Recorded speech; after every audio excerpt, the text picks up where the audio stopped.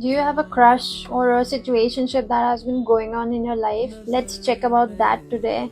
We'll see what is it that they feel. Let me see first what is their personality, and then we'll see what is going on in the connection. This person could be someone who is putting too much efforts in their life right now, building themselves up, kind of a serious person, but also when it comes to enjoying themselves and giving themselves the me time or getting away from the work or studies, they enjoy themselves to the fullest. So they very much know how to balance their work life thing, and this person could be Libra or an Aquarius somewhere in their chart, sun, moon, rising, Venus. Let's see what is the connection dynamic as of now. So this is a free reading, so to complete the energy exchange, please like, comment, save and follow. You can drop hearts or emojis in the comment section to complete the energy exchange, and that's a must.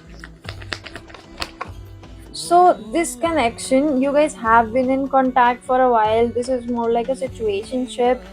You might have had a crush on each other in the past and the communication might have happened, or there's also a possibility that it's just a aak mein choli kind of thing, The situation dynamic at this point is that as much as they like you, they are scared of their own decisions in life, because as good as they are managing their work and career, they are not able to handle their own feelings. Something might have happened that has created this fear, the bubble of fear. Like there's you, there's them, and in between there's a huge bubble of fear at the moment. I'm gonna read what they want to tell you. It hurt me more when I hurt you. So something clearly has happened where they might have taken some sort of action where it hurt you, and they're not ready to face you right now. They're trying to disconnect from you.